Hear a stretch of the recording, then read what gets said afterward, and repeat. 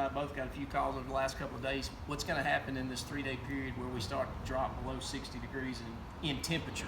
When we say temperature, we're talking about air temperature, not necessarily soil temperature. So the biggest thing that I would say right now is we're in the Arkansas, Mississippi Delta. We're moving, we're rocking and rolling. We've got guys that are putting cotton in the ground.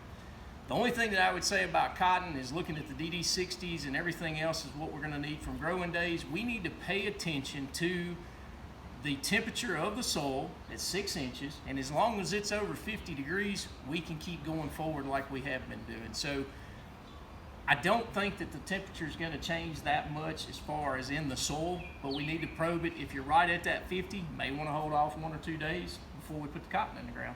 What about corn, Jeff? Well, it looks like we're in for 2 or 3, 4 nights maybe of temperatures dropping down in the 40s. Yep.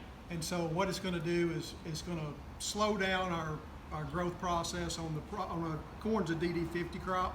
And so every day that we're gaining heat units by determining when the temperature is above 50 degrees.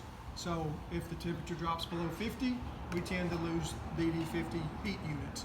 And so at that stage, we just tend to slow down.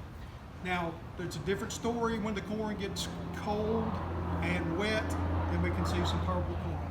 We can see some phosphorus deficiency symptoms if that corn crop doesn't have a starter fertilizer or something like that under it.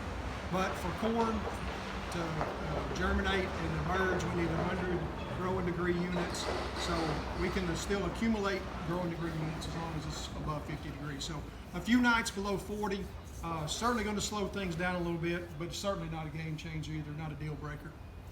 So the only other thing that I would say on top of that is, hey, what about our herbicide applications? In those days that we're probably going to be lower in those temperatures where we're dropping below that 60 degrees, because I think we looked at the temperatures a couple of minutes ago and they're kind of fluctuating below that 60 a little bit. Hold off on that post application if you can. Not necessarily critical, but we're not actually hitting the weed species that we're trying to get. It's not actively growing at that point in time. It's kind of shut down. So may have some problems with that. But other than that, we got 3 days of cool weather coming up. I don't really think it's that big of a deal, but we'll send some information out on that as soon as we can. Thank you.